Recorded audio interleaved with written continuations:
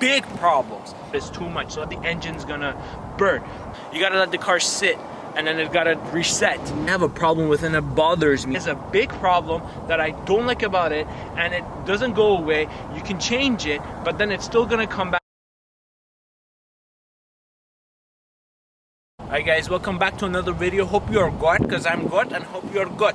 Welcome back to another video, and welcome back to Abraham's Garage. In this video, I'm going to be talking about why you should never buy the BMW 7 Series, and why it's got so many big problems. If you're new to the channel, give me that subscribe, and a thumbs up if you do enjoy the video. Let's go through the video together.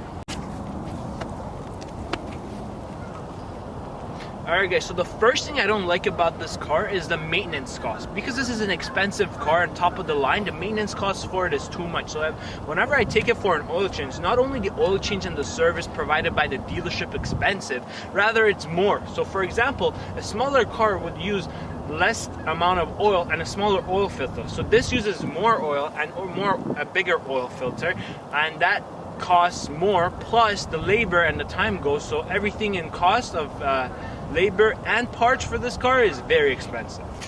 Alright guys, so the next thing I don't like is related to the weight of the car. Because this is a big car and a heavy car, things like your tires, your control arms, your shocks, and related to the tire, they need to be checked more frequently and changed. Just because the car is heavy and the car moves around puts a lot of pressure down on those parts. So depending on where you're driving and the road conditions, those things might need to be changed frequently, and they're very expensive to change.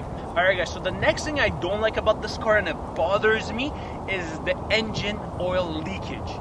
Now this is a common problem with high displacement BMWs and Audis, very specific to this car as well. What it is after a while there's a plate underneath for your oil, and basically what happens is the seal around that kind of goes away, and what happens is the oil starts leaking slowly, and that makes you have to add oil to the car every 1,000 kilometers or so. So for me, every 1,000 kilometers or so, I do have to add a liter of oil.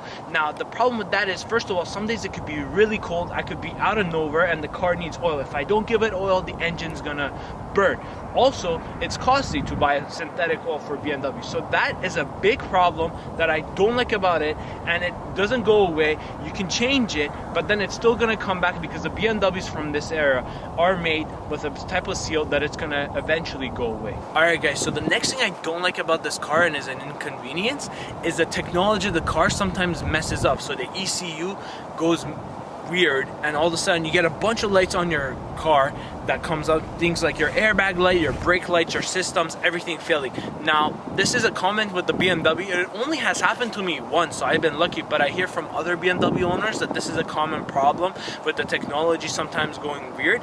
But the good thing about it is, after a while it goes out, but you just gotta be very careful, because you gotta let the car sit, and then it gotta reset, and that can be very inconvenient. Leave me a comment if you're a BMW driver. Do you have any problems with your ECU from this type of era of cars or newer cars where you get lights showing up for no reason, or no, you don't have that problem at all? Alright guys, so the next thing that I have a problem with, and it bothers me, is the insurance cost of the car. The reason of that is because the car is expensive, starting from 130 going on to 160,000, depending on the country you live in and the options that you have. The insurance cost for the car is too much, and it's very hard to afford if you're just a normal regular person. That being said, a lot of executives get this car so they can afford that. But again, if you're someone like me and you worry about the cost, it is something to watch out for. Alright guys, so those are the 5 reasons why I hate this car, and why you should never buy a BMW 7 Series. If you found this video useful, give me a thumbs up and leave a comment down below. Also, if you're new, don't forget to subscribe to the channel, and I hope to see you soon in my next video. Have a good one!